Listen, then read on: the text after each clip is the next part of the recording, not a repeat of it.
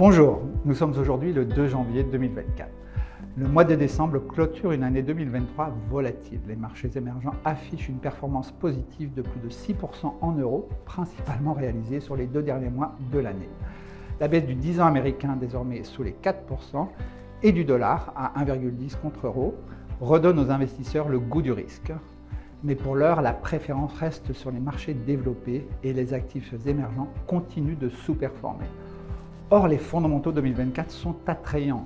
Perspective de forte croissance en Inde, retournement favorable sur les semi-conducteurs, retour sur la demande en smartphone et en PC et baisse importante à venir des taux en Amérique latine. Seule lanterne rouge, la Chine, en baisse de 15% en euros sur l'année 2023. Au niveau international, la crainte d'une détérioration supplémentaire des relations sino-américaines pèse toujours dans un contexte d'élections aux États-Unis. Au niveau local, l'anémie du secteur immobilier continue d'affecter la consommation. 3 régions affichent de fortes performances en 2023. Que pouvons-nous en attendre en 2024 ? Alors, tout d'abord l'Inde. Son marché affiche l'une des meilleures performances depuis près de 3 ans et monte d'environ 20% en 2023. Nous restons positifs sur ce marché car la croissance y accélère structurellement avec un secteur immobilier à l'inverse de la Chine et des investissements importants dans l'infrastructure. Enfin, la perspective d'un 3e mandat pour le Premier ministre Modi lors des élections d'avril prochain rassure les investisseurs. Deuxième région, Corée-Taïwan. Les 2 dragons asiatiques en hausse de 24% en 2023 restent à la pointe au niveau technologique. Une meilleure situation d'offre et demande sur les semi-conducteurs, une légère reprise de la demande en smartphone et en PC, et enfin l'avènement de l'intelligence artificielle restent des drivers structurellement favorables pour le prochain semestre. Et dernière région intéressante, l'Amérique latine, en hausse de 25% en 2023. Dans le contexte actuel de la baisse des taux américains, l'Amérique du Sud reste une région très attrayante. L'économie brésilienne devrait bénéficier d'un assouplissement monétaire progressif, parallèle à la baisse de l'inflation.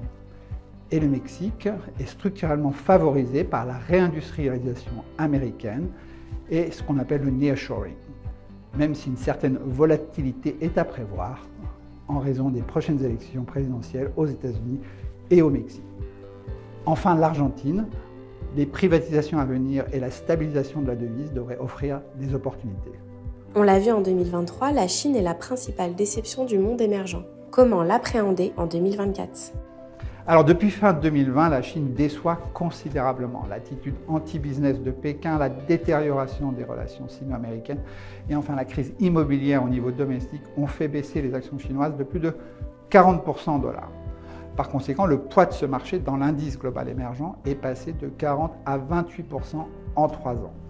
À ce jour, les perspectives économiques restent incertaines. Si la croissance 2023 devrait atteindre les 4,5-5%, surtout dû au rebond post-Covid, la croissance 2024, quant à elle, n'est pas garantie.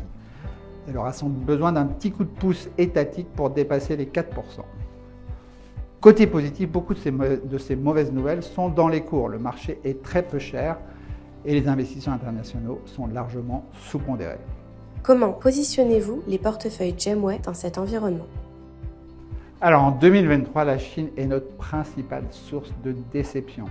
Sa surpondération au premier semestre nous coûte 400 points de base de sous-performance et notre sélection axée sur les valeurs de consommation continue de nous affecter au second semestre. Aujourd'hui, nous sommes sous-pondérés sur ce marché. Nous avons à peu près 24% contre 28% dans l'indice. Nous avons recentré nos investissements sur des valeurs spécifiques, comme par exemple BYD, le premier fabricant de voitures électriques au monde. En dehors de la Chine, nous sommes surpondérés sur l'Inde, sur la Corée et sur l'Amérique latine et restons prudents sur l'Europe de l'Est et sur l'Afrique. Nous vous remercions de votre confiance, de votre fidélité et surtout nous vous souhaitons une merveilleuse année 2024.